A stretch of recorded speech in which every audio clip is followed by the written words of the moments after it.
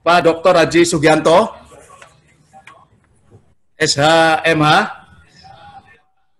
untuk menyampaikan pemaparan terkait tema kita pada kali ini. Mangga Pak Dokter, waktunya maksimal 20 menit. Slide-nya, Mas Febi.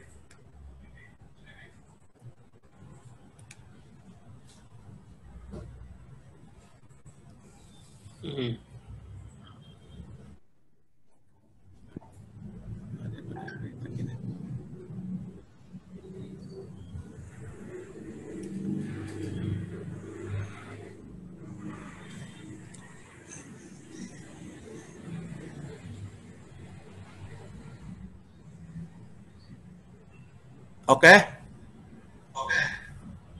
Silakan Pak Dokter. Mana ya neuy.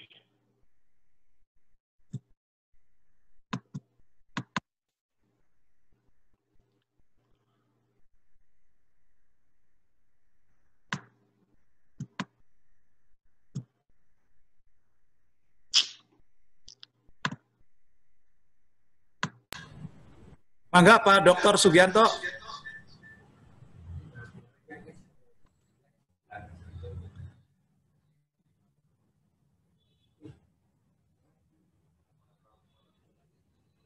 Pak Dr. Sugianto, materi sudah kita tampilkan di Zoom. Silakan untuk menyampaikan pemaparannya.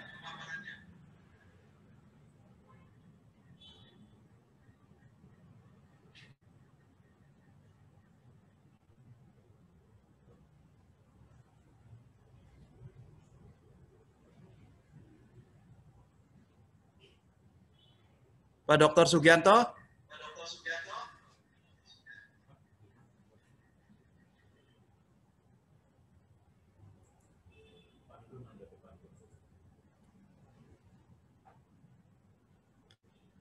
Oke, Kang Dun sudah bisa bergabung ya? Oke, ya sudah bisa. Oke, baik. Baik, oke. Untuk pemaparan yang pertama, kami berikan waktu kepada Bapak Haji Endun Abdul Haq MPDI, selaku Ketua Divisi Teknis Penyelenggaraan KPU Provinsi Jawa Barat, untuk menyampaikan terkait dengan tema kita pada kali ini, yaitu problematika dan mekanisme penggantian antar waktu. Kepada Kang Haji Endun, waktu dipersilakan maksimal 20 menit, Kang Haji. Baik. Mangga. Baik, terima kasih. Assalamualaikum warahmatullahi wabarakatuh. Alhamdulillahirrahmanirrahim. Wassalatu wassalamu ala asrofil anbiya'i wal mursalin wa ala alihi washabihi ajmain. Amma ba'd.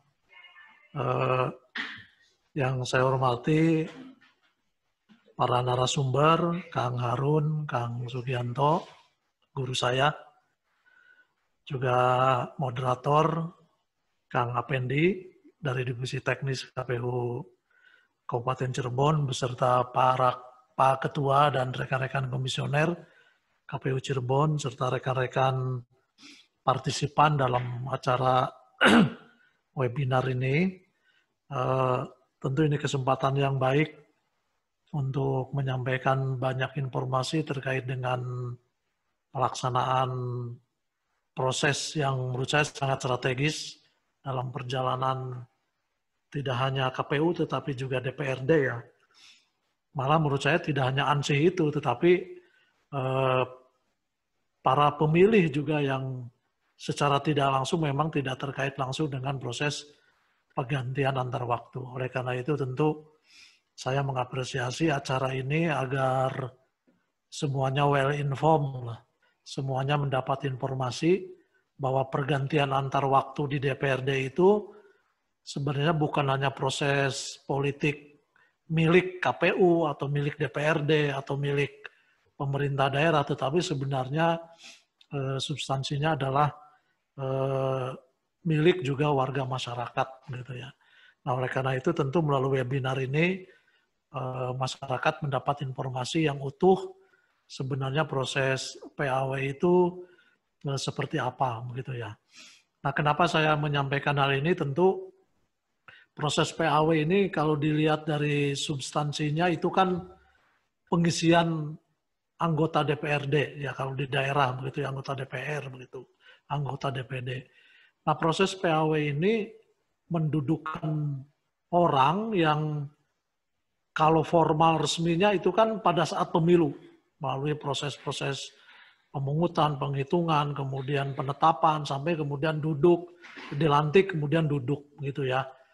Nah, karena ada kejadian-kejadian atau substansi yang mengharuskan ada proses PAW, kemudian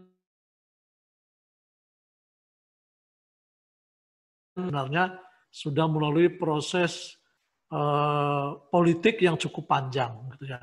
Jadi proses PAW ini harus dilihat secara utuh, tidak hanya pada saat pemilu selesai begitu ya, kemudian duduk anggota DPRD yang baru karena faktor-faktor penggantian, tetapi harus dilihat secara utuh merupakan proses yang sudah lama, panjang ya, dari proses pemilu. Karena tentu proses politik yang lama ini yang kemudian terjadilah proses PAW begitu. Nah, oleh karena itu tentu saya kira kita sebagai penyelenggara khususnya KPU ya harus menginformasikan ini secara utuh. Tidak hanya bagi DPRD yang memang nanti ada proses penggantiannya, ya kemudian juga ada pemerintah daerah, ya ada partai politik yang memang sebagai usernya begitu ya, dan KPU yang bertugas untuk memverifikasi administrasi. Jadi oleh karena itu, Bapak Ibu sekalian, proses PAW ini yang pertama yang ingin saya sampaikan harus dilihat secara utuh, bahwa itu rangkaian dari proses politik yang sudah panjang, sudah lama.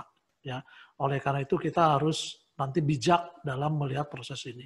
Yang kedua, saya ingin mengatakan bahwa proses PAW ini melibatkan aktor-aktor atau subjek politik ya, yang langsung. Ya, yang langsung ini saya sebut misalnya partai politik, ya, kemudian DPRD, kemudian pemerintah daerah, ya, kemudian KPU, gitu.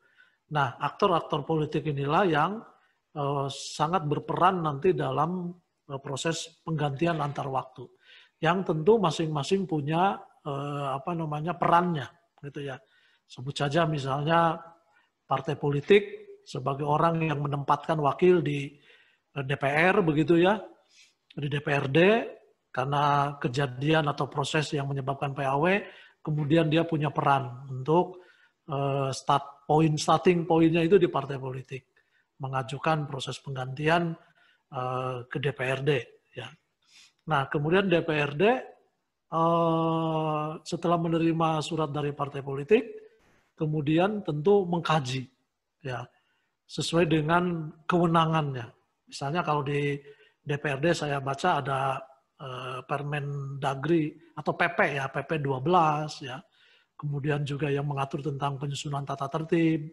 Kemudian regulasi-regulasi yang terkait dengan proses PAW. Ada undang-undang tentang MD3 ya, ada undang-undang tentang pemilu dan lain-lain. Ini proses di DPRD yang kemudian nanti melalui mekanisme hukum acaranya yang jelas begitu ya di DPRD, kemudian barulah mengajukan surat permohonan nama DPRD yang bersangkutan kepada KPU. Nah, di KPU ada proses verifikasi 5 hari kerja, kita dibatasi acara 5 hari, kemudian melakukan penelitian ya, verifikasi, klarifikasi. Kemudian setelah itu dijawablah surat DPRD hasil dari berita acara KPU. Kemudian DPRD mengajukan peresmian pelantikannya. Kalau DPRD kabupaten kota tentu ke gubernur melalui bupati, wali kota setempat. Itulah kewenangan-kewenangan dari aktor-aktor politik yang terlibat dalam proses PAW. Saya ingin mengingatkan Bapak Ibu sekalian, seperti tadi di awal saya sampaikan, proses PAW ini tidak sesederhana sebenarnya dari proses administrasi politik saja.